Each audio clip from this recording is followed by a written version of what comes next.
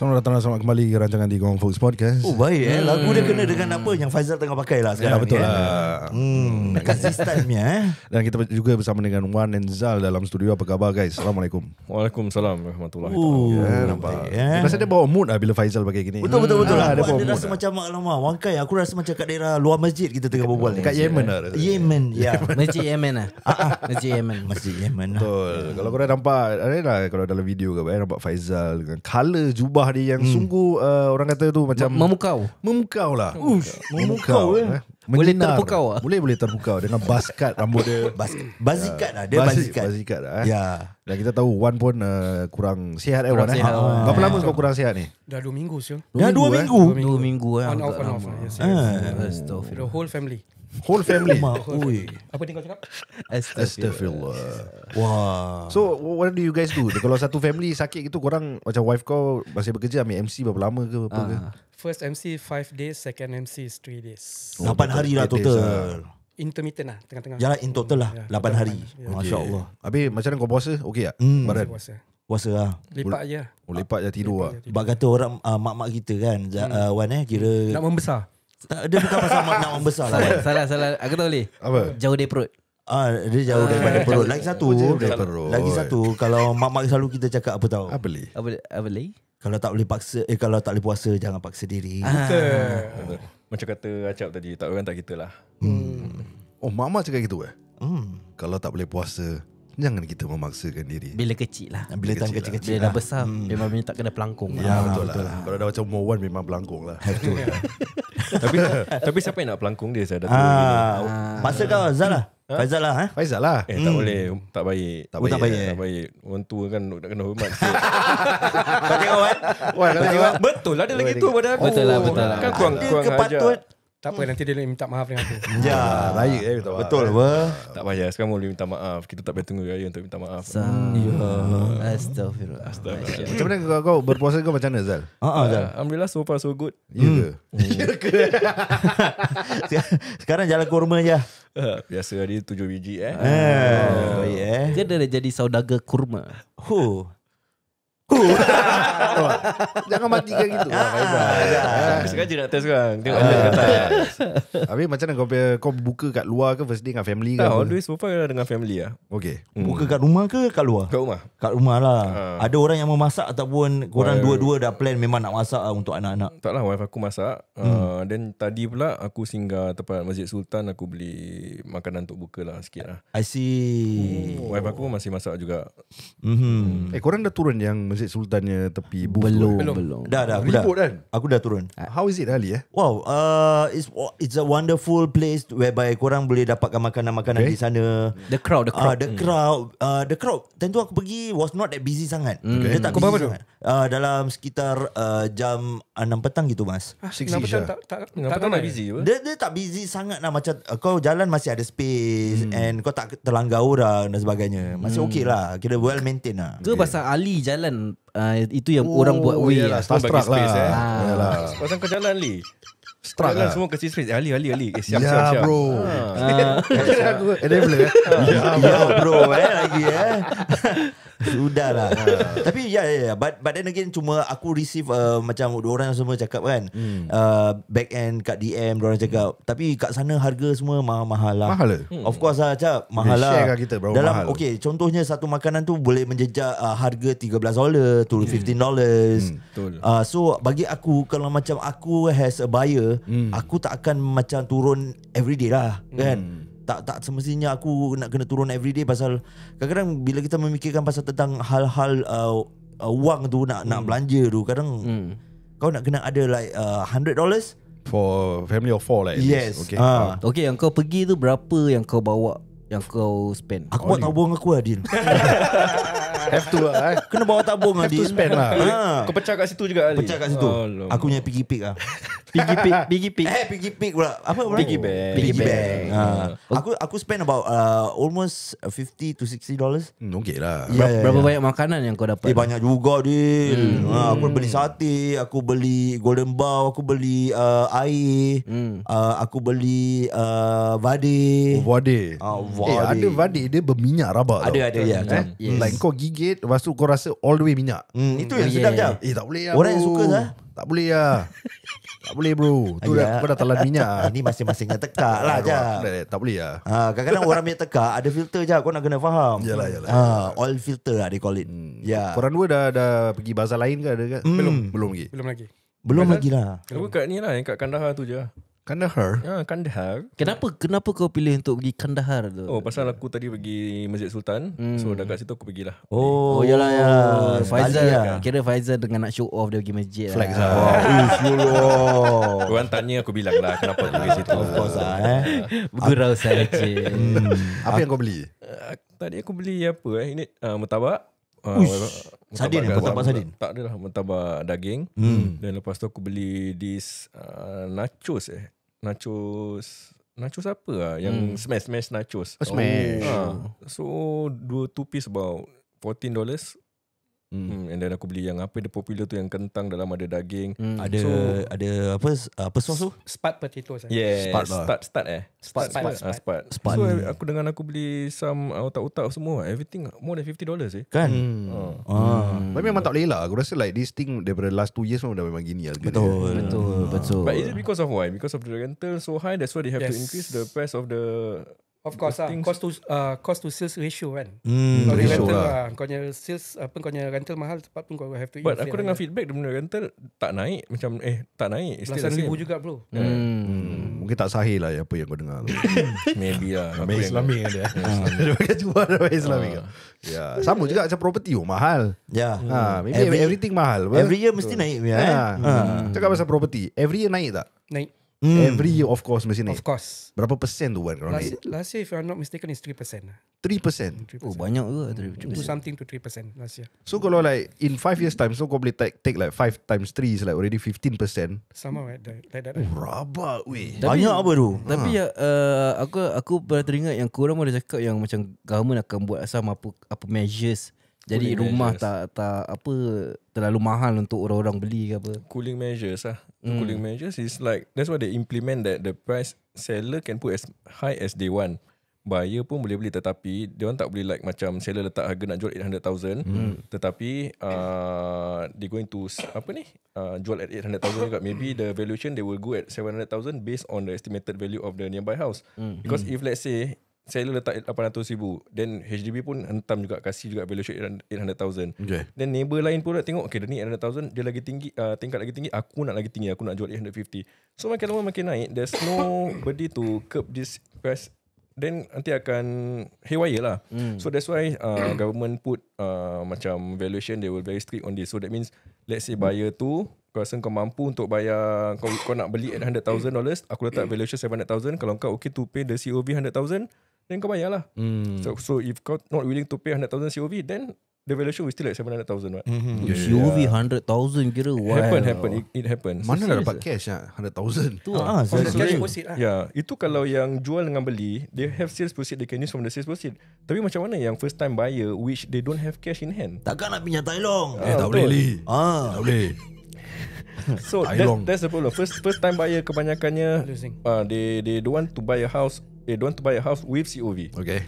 So as much they can pay maybe just the deposit. So yang mampu untuk bayar COV ni, those yang jual dengan beli ada keuntungan yang banyak, then they willing to pay the COV. I see. Okay. So for sekarang ni dah masuk Ramadan ni, korang dapat inquiries tak tentang jual beli rumah? Ada. Ada. So apa yang orang tanya? Nak jual ke apa ke? Practically the same lah. After MOP kita ada issue yang MOP on the 13th of this March yang we're going to do dan some dia loan and dia intend to sell. Okay. Then this coming Saturday also kita ada sales consultation on Woodlands 4-room flats. So some of other still in people call us, listeners call us even though bulan puasa to do the consultation lah. Cuma kita try to do before pukul 3 ataupun malam lah. Tapi malam selalunya kita buat ibadah kan. So we try to do before 3 o'clock to do the sales consultations everything lah. So maknanya after 3 tu kira korang dah standby nak berbuka dengan keluarga ataupun dengan sendirilah. Kita pun tak nak mengganggu diorang time juga apa. Maybe diorang also nak prepare diorang time untuk buka. Also I just want to give to shout out with one of our client. I mean we met them last year to do presentation because dia punya MOP sebulan 4. Tapi we met them last year October. Although that time dia cakap, Wan Ezal boleh tak buatkan calculation, pasal dia cakap rumah MOP next year at that point of time lah. Pasal dia cakap they got us lah a few agent which they say that rumah belum MOP tapi tak datang. So aku dengan Wan pergi, kita cakap kita tak kisahlah, we just datang buatkan dia some calculation. So we are we are glad that last malam semalam dia message Hidayah, dia cakap boleh market the house lah because it seems like they excited to engage us lah untuk market rumah dia. Masih ingat lagi lah. Excited lah. Of course lah, siapa yang tak excited lah? Excited lah. Tak adalah macam kita pun tak expect. Kita kadang-kadang kita fikir like macam kita buat presentation, dia punya MOP lagi setengah tahun or maybe even 1 year kita tak ada fikir like macam okay, nanti lagi setahun nanti dia akan call kita balik. To us lepas kita buat calculation tu, maybe dia akan pergi tempat ejen lain, we never know what. So it's actually we feel happy lah that macam dia masih ingat kita jugalah. Bagus lah. Pasal macam orang excited. Macam Aku every time Wan Ezal datang aku excited. Of course. Nervous. Macam aku duduk sebelah Wan, pasal aku jauh sikit kan, nervous sikit lah. Nervous lah. Siapa yang tak excited kalau jumpa Wan Ezal? Tapi kita nak mengingatkan lah, di mana bulan ni adalah bulan yang terbaik untuk korang menjual ataupun membeli rumah kan. Serius Ali? Betul. Kenapa Ali? Sebab kita akan memberi sebanyak $10,000 kepada orang yang membeli atau menjual rumah. Masih ada $10,000 tu? Masih ada. Menjual dan membeli lah.